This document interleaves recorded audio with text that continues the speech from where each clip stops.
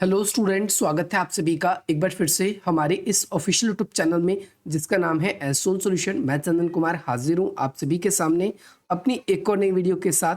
So guys, आज की इस नई वीडियो में हम बात करेंगे उन सभी स्टूडेंट्स के लिए जो स्कूल ऑफ ओपन लर्निंग के स्टूडेंट्स हैं, एनसी वेब के स्टूडेंट्स हैं, या फिर वे सभी स्टूडेंट्स दिल्ली यूनिवर्सिटी के स्टूडेंट्स हैं और उन सभी के पास में रेगुलर कॉलेज के अंदर बीए प्रोग्राम का कोर्स है और वे हिस्ट्री सब्जेक्ट के साथ डील कर रहे हैं। तो आज की नई वीडियो उन सभी स्टूडेंट्स के लिए मोस्ट इंपॉर्टेंट रहने वाली है। आज हमारी यूनिट नंबर 1 इकाई नंबर 1 का आज फर्स्ट वीडियो रहने वाला है, जिसमें हम प्रारंभिक भारतीय इतिहास के स्रोत की व्याख्या करने के जो स्रोत वाला चैप्टर है, इसके फर्स्ट वीडियो को हम डिस्कस करने वाले हैं। इसमें हम बात करेंगे कि स्रोत क्या होते हैं और साथ ही साथ में पुरातात्विक स्रोत किस प्रकार से हमारे इतिहास निर्माण में सहायक होते हैं। ये दो क्वेश्चन आप सभी के एग्जाम में बार बार रिपीट होते हैं, जिसमें पहला क्वेश्चन है आप सभी का साहित्यिक स्रोत की व्याख्या करें और दूसरा क्वेश्चन आप सभी के पेपर में बनेगा पुरातात्विक स्रोत की व्याख्या करें। इसमें सबसे पहली बात तो इतिहास निर्माण में स्रोत की क्या भूमिका है, और सिंपली आपसे या तो पुरातात्विक पूछेगा या फिर आपसे साहित्यिक पूछेगा। तो आप सभी के पेपर में दो ये क्वेश्चन पूछे जाते हैं। सबसे पहली बात तो हम स्रोत कहते हैं किसको है, हम इसको डिस्कस करेंगे और साथ ही साथ में स्रोत का उपयोग किस प्रकार से किया जाता है ये भी हम जानने की कोशिश करेंगे। तो फॉर एग्जांपल अगर हम देखें, हम इतिहास को पढ़ रहे हैं, प्राचीन भारत के इतिहास को, और प्राचीन भारत के इतिहास के अगर हम स्रोत की बात करें तो इसको बेसिकली दो कैटेगरीज में बांटे जाते हैं। सबसे पहले नंबर पे आप सभी का आता है साहित्यिक स्रोत, और दूसरे नंबर पे आप सभी का आ जाता है, इसे हम बोलते हैं पुरातात्विक स्रोत। तो साहित्यिक स्रोत में वो सभी स्रोत शामिल है जो भी हमारे पास में लिखित रूप में है। लेकिन अगर हम पुरातात्विक की बात करते हैं तो इसके अंदर वे सभी स्रोत आते हैं जो हमें भौतिक अवशेष के रूप में देखने को मिलते हैं। इस रूप में भौतिक अवशेष के रूप में देखने को मिलते हैं। ये सारे के सारे आप सभी को ध्यान रखना है। तो इसमें आप बेसिकली स्रोतों को कितने पार्ट्स में कैटेगराइज करेंगे, दो पार्ट्स में, साहित्यिक स्रोत और दूसरा पुरातात्विक स्रोत। इसके साथ साथ हम देखेंगे कि जो साहित्यिक स्रोत है उसके अंदर हमारे लिखित, जैसे आपके वेद, पुराण, महापुराण, रामायण, महाभारत, संगम साहित्य, ये सारे के सारे आपके साहित्यिक स्रोत में आ जाएंगे। इसके अलावा साहित्यिक स्रोतों को भी दो पार्ट्स में बांटा जाता है। जैसे कुछ धार्मिक स्रोत होंगे और कुछ ऐसे होंगे जो राजा द्वारा निर्मित होंगे, तो आप सभी को ध्यान रखना है कि वो साहित्यिक स्रोत की कैटेगरी के अंदर आएंगे। लेकिन कुछ स्रोत ऐसे होंगे जो हमारे पुरातात्विक स्रोत होंगे जो कि भौतिक अवशेष में हमें देखने को मिलते हैं। और आपके मन में सवाल आ रहा होगा भौतिक अवशेष क्या होती है, जिन्हें हम पुरावस्तुएं भी कह सकते हैं, जैसे सिक्के, अभिलेख, स्मारक या फिर आवासीय क्षेत्रों पे जो हमें चीज़ें मिली है। इन सब चीज़ों को हम कंपाइलेशन करके इसके बाद ही इतिहास का हम क्या करते हैं, पुनर्निर्माण करते हैं। तो सबसे पहले आपकी बुक में साहित्यिक स्रोत बताए गए, तो सबसे पहले हम साहित्यिक स्रोत की बात करते हैं और फिर इसके बाद में हम पुरातात्विक स्रोत को डिस्कस करेंगे। तो यहाँ पर साहित्यिक स्रोत मैंने बताया आपको ये कैसे स्रोत है, तो वे सभी चीज़ जो लिखित रूप में आज हमारे पास विद्वान है। इसकी भाषा जो है, प्राचीन भारत के अंदर अगर हम बात करें भाषा की, तो तीन भाषाओं का आपको ध्यान रखना है। सबसे पहले संस्कृत भाषा, फिर इसके बाद में आप सभी की प्राकृत भाषा, फिर इसके बाद में आप सभी की पाली भाषा। इन तीन भाषाओं में आप सभी को आपके इतिहास के जो स्रोत है ये देखने को मिलेंगे। और यहाँ पर हम इतिहास के स्रोत को भी दो पार्ट्स में बांटते हैं। सबसे पहले आपके आ जाएंगे देशीय साहित्यिक स्रोत, जिसे भी हम दो भागों में बांटेंगे, एक तो धर्मों वाले और एक धर्मांतर। देखो, जो साहित्यिक स्रोत है, मैं आपके सामने कोई भी कंफ्यूजन नहीं छोड़ूंगा। साहित्यिक स्रोत मैं आपको अच्छी तरीके से बताऊंगा। इसको पहले इन्होंने दो पार्ट्स में डिवाइड किया है साहित्यिक स्रोत को। सबसे पहले आप सभी के आ जाते हैं देशज, जिसे देश के स्रोत बोलते हैं, और दूसरे नंबर पे आपके आएंगे जिसे हम बोल देते हैं विदेशी यात्रियों के वृत्तांत, जिसके अंदर आप सभी के क्या आ जाएंगे, विदेशी यात्रियों के वृत्तांत, वह लिखा है वृत्तांत। ऐसे स्रोतों को भी दो पार्ट्स में डिवाइड किया जाता है, आप सभी को ध्यान रखना है। एक आप सभी के आ जाते हैं धार्मिक, दूसरे नंबर पे आपके आ जाते हैं अधार्मिक स्रोत। तो धार्मिक और अधार्मिक, जैसे नाम से ही क्लियर हो रहा है, जो धर्म से रिलेटेड होंगे और धार्मिक स्रोत होंगे जो हमें जानकारी देंगे प्राचीन भारत के, वो धार्मिक स्रोत की कैटेगरी में आएंगे। अधार्मिक में जैसे राजाओं के द्वारा लिखाए गए जो भी इतिवृत्त थे उनके, वो सब इसके अंदर हम डाल सकते हैं। और विदेशी यात्रियों का आप तो सिंपल पता ही है कि जो विदेशी यात्री प्राचीन काल में भारत में आए, जैसे मेगास्थनीज आया था भारत में। और इस तरीके से हम और भी अवेन्सांग वगैरह की भी हम बात करेंगे यहाँ पर। जैसे यहाँ पर हम देखेंगे तो जो धार्मिक स्रोत होंगे, सबसे पहले धार्मिक स्रोत को, देश स्रोत को एक्सप्लेन किया है। देश स्रोत यानी वे सभी साहित्यिक स्रोत जो कि हमारे देश में जिनकी रचना हुई है। तो इसमें देशज स्रोत में अधिकतर अगर हम देखेंगे तो धार्मिक साहित्यिक स्रोत ही हमें मिलते हैं, जिसमें अगर हम देखेंगे जो कि सामाजिक धार्मिक ग्रंथ थे, या तो ब्राह्मणों के द्वारा रचित होंगे, या फिर बौद्ध धर्म के द्वारा, या फिर वो जैन धर्म के द्वारा। बेसिकली धार्मिक स्रोत जो है इनको अगर हम देखें तो बेसिकली उत्तर भारत के इतिहास जानने में ये 3 होंगे। अगर हम ब्राह्मण की बात करें तो 4 वेद है आप सभी के, आपको पता है ऋग्वेद है, सामवेद है, यजुर्वेद है और अर्थवेद है। इसके अलावा जो ब्राह्मण ग्रंथ में आपके अरण्यक हो जाएंगे, उपनिषद हो जाएंगे, 2 आपके संस्कृत महाकाव्य हैं, जिसमें पहला नंबर पे आपका रामायण आ जाता है, दूसरे पे महाभारत, फिर आपके पुराण है और बहुत सारे आपके धर्मशास्त्र। वे सभी जो हमें क्या करते हैं, जानकारी देते हैं प्राचीन भारत के इतिहास की, ये सभी हैं। इसके अलावा प्रत्येक वेद के जैसे 4 भाग बताए गए हैं। सबसे पहले संहिता है, फिर दूसरा आपके ब्राह्मण, तीसरे नंबर पे आपका अरण्यक और तीसरे चौथे नंबर पे आपका उपनिषद। वैदिक साहित्य भी हमारे क्या करते हैं, प्राचीन काल के इतिहास को, उनके धर्म को, दर्शन को, उनके समाज सोसाइटी को, उनके रीति रिवाजों को, इन सभी चीज़ों को जानकारी देने में हमें काफ़ी हद तक ये क्या करते हैं, मदद करते हैं।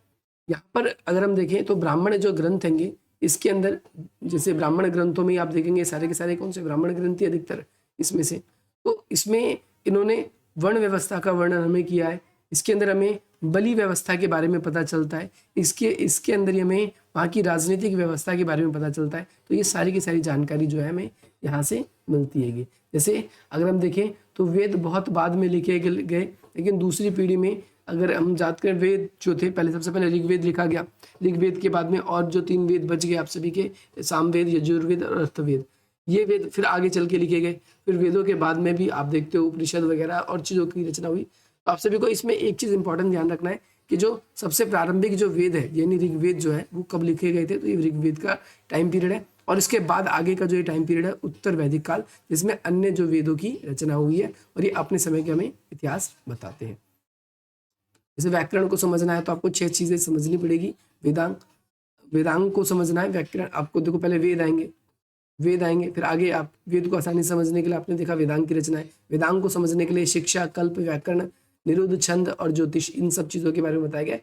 तो ये बेसिकली वैदिक साहित्य है जो कि हमें अपने समय के इतिहास को जानकारी देते हैं। इसके अलावा आगे चलकर वैदिक महाकाव्य की बात करते हैं तो महाभारत है, जिसकी रचना 400 ईसा पूर्व से लेकर लगभग 400 ईस्वी के बीच में हुई। और ऐसा माना गया है स्टार्टिंग में इसमें 8800 श्लोक थे, लेकिन अंतिम संस्करण जब तैयार हुआ इसका तो उसके अंदर आप देखोगे, अब वर्तमान समय में इसकी संख्या देखोगे श्लोकों की, तो इसमें लगभग 10,000 श्लोक से भी अधिक हो चुके हैं लगभग। इसमें क्योंकि कौरव और पांडवों की गाथा है तो ये हमें प्राचीन भारत का इतिहास जानकारी देता है।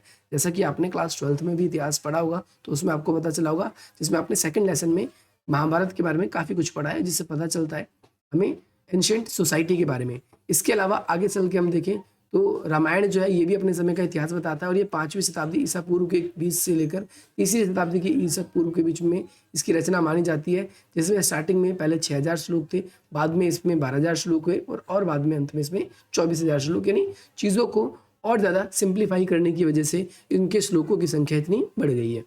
इसके बाद में इनकी प्रथाएं, इनका समाज, इनकी रीति रिवाज, इनकी राजनीतिक व्यवस्था, इन सभी की जानकारी हमें इन ग्रंथों से मिलती है।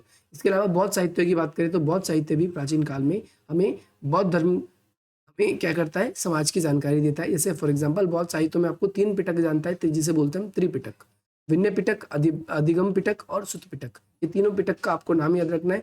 त्रिपिटक जो है बौद्ध के सामाजिक आर्थिक व्यवस्था के बारे में हमें महत्वपूर्ण जानकारी देता है। बौद्ध जिस समय यानी बौद्ध समाज जिस समय था, यानी बौद्धिक जब इनकी रचना हुई तो उस समय किस प्रकार के नियम, कायदे, कानून थे या समाज में लोग कैसे रहते थे, इसके बारे में हमें पता इस तरीके से चलता है। ऐसे ही जब जैन धर्म थे तो जैन धर्म के, हालांकि जैन धर्म तो अभी भी है, वो भी है, लेकिन उस समय जब इनकी रचना हुई तो उस समय की सोसाइटी कैसी थी, समाज कैसा था, इसके बारे में भी हमें पता चलता है। तो जैन साहित्य भी क्या करते हैं, हमें अपने समय की जानकारी देते हैं। और अगर हम बात करें तो त्रिरत्न जो है या फिर जैन ग्रंथ जो है, अगर हम देखें अधिकतर जैन ग्रंथ किस भाषा में है, ये प्राकृत भाषा में है, आपकी प्राकृत भाषा में। और बौद्ध धर्म की बात करते हैं तो वो पाली भाषा के अंतर्गत हमें मिलते हैं, पाली भाषा के अंदर। अब भाई इसमें धर्मांतर साहित्य है, इसमें बहुत सारे ऐसे साहित्य भी हैं जो धर्मांतर है। धर्मांतर का मतलब क्या होता है, जैसे फॉर एग्जांपल जो धर्म के अलावा है, जैसे फॉर एग्जांपल विभिन्न राजाओं के शासनकाल में जो रचनाएं रची गई, जैसे आपके सामने कुछ एग्जाम्पल अब आपके आएंगे, जैसे अश्वघोष है, अश्वघोष द्वारा कृत है बुद्ध चरित्र। अश्वघोष नाम के विद्वान थे, इन्होंने एक बुक लिखी है जिसका नाम है बुद्ध चरित्र। इसके बाद में आगे चल के हमें एक और देखो मिलेंगे आप सभी को बाणभट्ट, बाणभट्ट के द्वारा जैसे हर्ष चरित्र है, और भी इस तरीके से हमें कुछ साहित्यों की रचना मिलती है जो अपने समय का हमें क्या बताती है, इतिहास बताती है।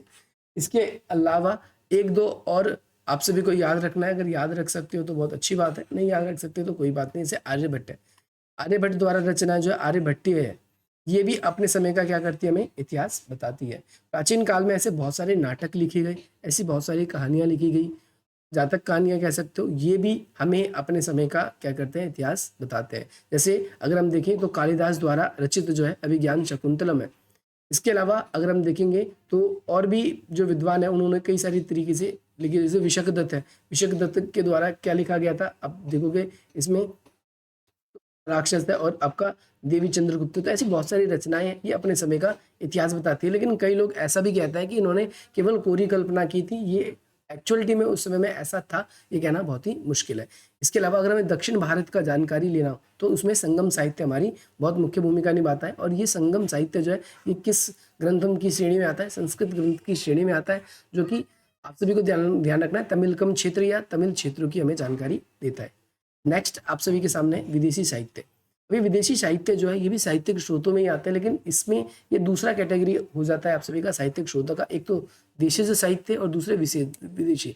तो विदेशी साहित्य में आपको ध्यान रखना है कुछ ऐसे यात्री रहे जो अलग अलग समय में जिन्होंने हमारे देश के अंदर यात्राएं की, और उन यात्राओं का विवरण उन्होंने अपनी बुक्स में, अपनी डायरीज में लिखा, और वो डायरी आज के ज़माने में जैसे हमें अपने समय का इतिहास बताती है। जैसे ग्रीक विद्वान के बारे में बताया गया है, ग्रीक लेखक जो कि आपका अलेक्जेंडर के समकालीन था, जो कि चंद्रगुप्त मौर्य के दरबार में आया था, जिसे हम क्या किस नाम से जानते हैं, जिसे हम सिंपली कहें तो अलेक्जेंडर के टाइम पे हमें यहाँ पर मैगास्थनीज का इंडिका आपने बुक पढ़ी होगी, तो मैगास्थनीज जो है वो कौन है, वो आपके अलेक्जेंडर के समकालीन थे, और वो ग्रीक के भेजे हुए यूनानी दूत थे। तो ये वहाँ से ये भारत में आए, इन्होंने बुक लिखी इंडिका। आज के समय में अगर हम इंडिका पुस्तक को पढ़ते हैं तो हमें क्या मिलती है, भारत के उस समय की मौर्यकालीन जानकारी मिलती है।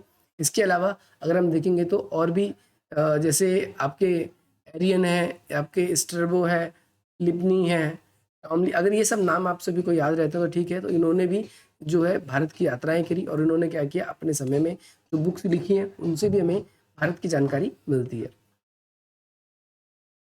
ओके, तो यहाँ पर इसके अलावा कुछ चीनी यात्री भी रहे जिन्होंने बौद्ध धर्म की भारत की यात्रा करी, जैसे पाहियान है, अविनसांग है।